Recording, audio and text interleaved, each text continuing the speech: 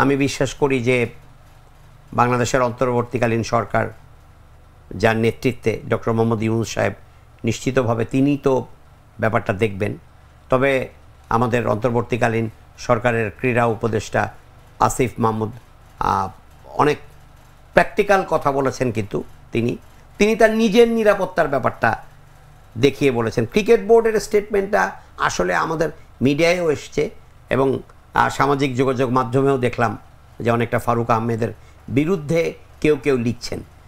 সবার আগে বুঝতে হবে যে ফারুক আহমেদ বোর্ড সভাপতি হয়েছেন, ক্রিকেট বোর্ডের দায়িত্ব নিয়েছেন, পেয়েছেন। ক্রিকেট বোর্ডটাও কিন্তু এখন অন্তর্বর্তীকালীন সরকারের অধীনে।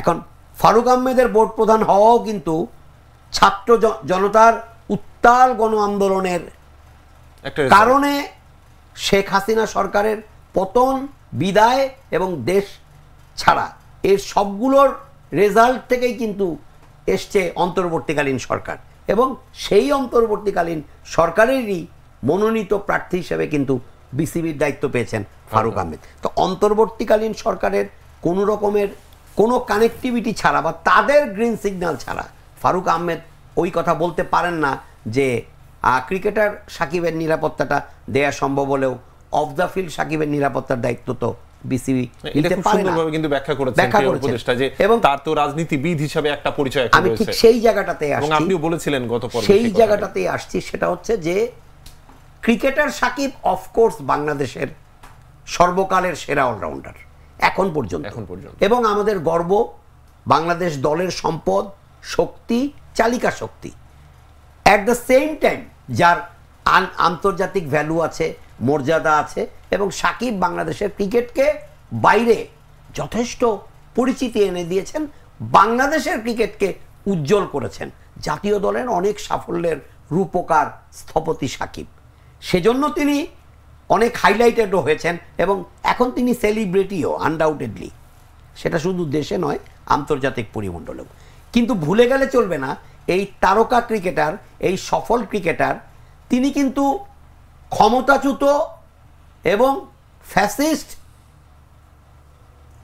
তকমা যাদের গায়ে লেগে গেছে সেই বাংলাদেশ আওয়ামী লীগের একজন আওয়ামী লীগার, এবং আওয়ামী লীগের নৌকা প্রতীক নিয়ে তিনি কিন্তু জাতীয় সংসদ সদস্য হয়েছেন, নির্বাচিত সদস্য। তো সেই জায়গায় তার প্রতি ছাত্র জনতার একটা রোষ বা সোজা কথা একটা বিদ্বেষ, এটা থাকাটা তো অস্বাভাবিক নয়। যেখানে ছাত্র জনতার উত্তাল আন্দোলনের মধ্য দিয়ে শেখ হাসিনা সরকারের পতন ঘটেছে, আওয়ামী লীগের ক্যাবিনেট মিনিস্ট্রির প্রায় ম্যাক্সিমামই এখন লোকালয়ের বাইরে অন্তরালে, ইভেন এমপিদেরও অলমোস্ট 90% এখন সোজা কথা এখনও আমি ঠিক গা ঢাকা বলবো না, বাট তারা নিজেরা কে কোথায় আছেন এটা জানা যাচ্ছেন না বা তারাও প্রকাশ করছেন না, তারাও লোকচক্ষুর অন্তরালে। সেখানে অনেকে আটকও হয়েছেন। সেখানে সাকিব আল হাসান তিনিও তো আওয়ামী লীগের একজন একেবারে লিস্টেড আওয়ামী লীগার, এবং সেই সুবাদেই তিনি এমপি হয়েছিলেন। তিনি অবশ্যই এই ছাত্র জনতার আন্দোলনে যারা সক্রিয়ভাবে অংশ নিয়েছেন, প্রায় 1000 খানেক ধারণা করা হয় ছাত্র জনতার বেশিরভাগই ছাত্র, তাদের প্রাণহানি ঘটেছে। অনেকেই সোজা কথা ফ্যাসিস্ট সরকারের হাতে গুলিবিদ্ধ হয়ে প্রাণ হারিয়েছেন, শহীদ হয়েছেন। তো তাদের পরিবার এবং এই আন্দোলনকারী যে হাজার হাজার লাখো যে জনতা, ছাত্র জনতা, তাদের কাছে তো সাকিব আল হাসান কিন্তু এখনও সেই ফ্যাসিস্ট সরকারের একটা পার্ট। তো কাজেই তারা শেখ হাসিনাকে স্পেয়ার করেনি। আরও যারা আওয়ামী লীগের যারা বড় বড় কেন্দ্রীয় নেতৃবৃন্দ বা যারা গত 15 বছর 16 বছর ক্ষমতার একদম মসনদে ছিলেন এবং নিজেদের যথেচ্ছাভাবে যা করার করেছেন, দেশের অনেক ক্ষেত্রেই তাদের স্বজনপ্রীতি, তাদের দুর্নীতি, তাদের স্বেচ্ছাচারিতার কারণে দেশের একটা সোজা কথা একটা একদম প্রায় 12টা বেজে গেছে। সেখান থেকে তো ছাত্র আন্দোলনের মধ্য দিয়ে, জনতার আন্দোলনের মধ্য দিয়ে একটা অন্তর্বর্তীকালীন সরকার এসছে। তো সেই জায়গাটাতে সাকিব আল হাসান যেহেতু বেনিফিশিয়ারি, আবার যে শেখ হাসিনা সরকারও কিন্তু সাকিব আল হাসান, মাশরাফি বিন মুর্তজাদের মতো সেলিব্রিটি আন্তর্জাতিক মানের তারকা ক্রিকেটারদের দলে ভিড়িয়ে তাদের নির্বাচন করিয়ে তারাও কিন্তু তাদের সোজা কথা বাজারটাকে একটু চাঙ্গা করেছেন, তারা একটু জনতার কাছে একটু ভালো হয়েছেন যে সাকিব মাশরাফির মতো দুজন বিশ্বমানের ক্রিকেটার, তারকা ক্রিকেটার, জননন্দিত ক্রিকেটারও আওয়ামী লীগের সঙ্গে আছে। একটা ব্র্যান্ডিংয়ের দরকার ছিল আওয়ামী লীগের, যেহেতু তাদের ইমেজ দিনকে দিন কমতে শুরু করেছিল। এটা অবশ্যই আওয়ামী লীগের যারা শীর্ষ নেতা তারা বুঝতে পারছিলেন বা বুঝেছিলেন। সেই কারণেই তারা কিন্তু শেষের দিকে এসে সাকিব আল হাসান, মাশরাফি বিন মুর্তজা, ফেরদৌস আমাদের আরেক জনপ্রিয় নায়ক, তাদেরকে কিন্তু ম্যান্ডেট দিয়ে তাদেরকে নৌকা প্রতীক দিয়ে ইলেকশন করিয়েছে এবং সেটা ছিল আওয়ামী লীগের স্বার্থের কারণে। সাকিব মাশরাফিদেরও কিন্তু স্বার্থ ছিল, তারাও তো তাদের নামের পাশে ক্রিকেটারের পাশাপাশি সংসদ এই তকমাটা তারাও বসাতে পেরেছিলেন।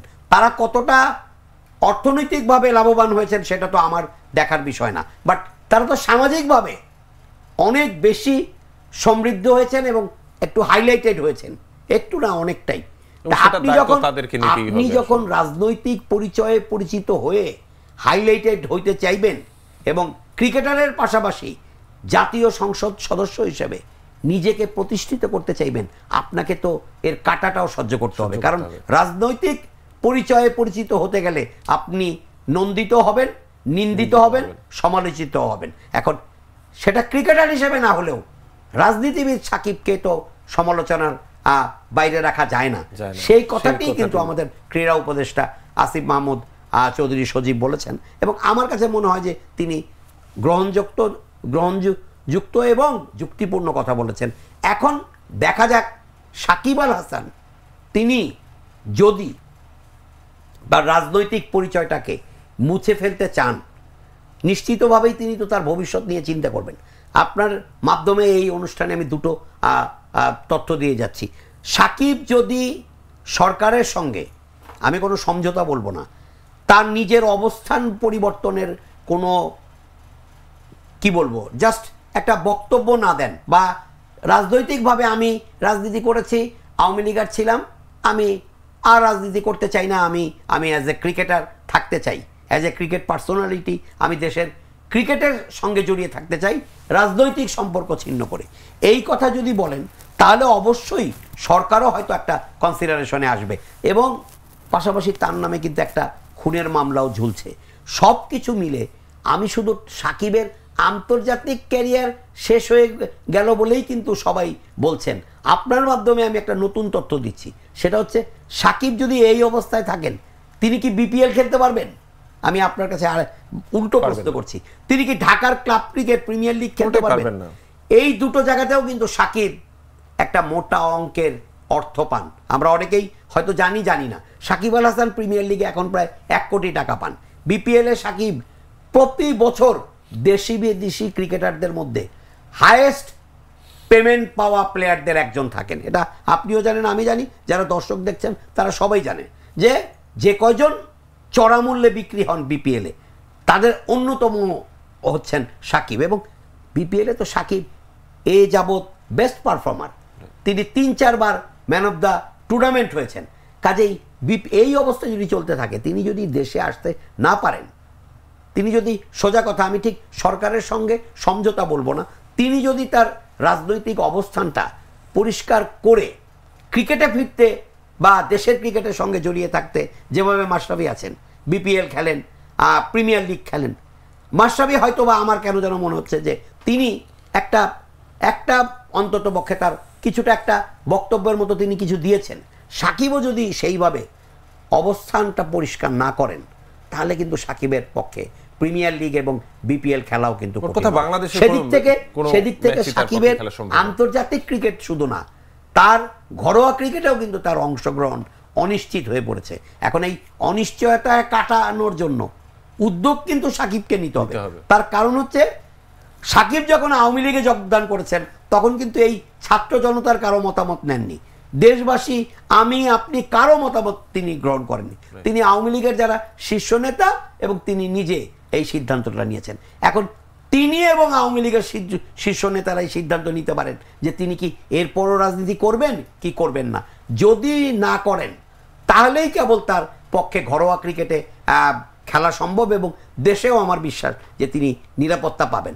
আদারওয়াইজ এইভাবে আওয়ামী লীগের সিল নিয়ে আওয়ামী লীগের সাবেক সাংসদ হিসেবে তিনি দেশে ফিরে অবশ্যই যেটা আমাদের ক্রীড়া উপদেষ্টা বলেছেন তাকে নিরাপত্তা দেওয়াটা বা তার নিরাপত্তা একটু তো শঙ্কা থেকেই যায়।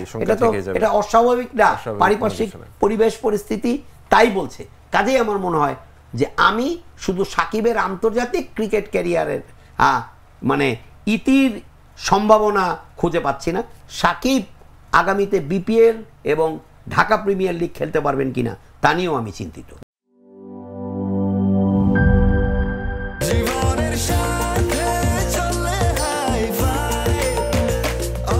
স্বাস্থ্যকর অল টাইম, সব সময় অল টাইম হেলদি লাইফ।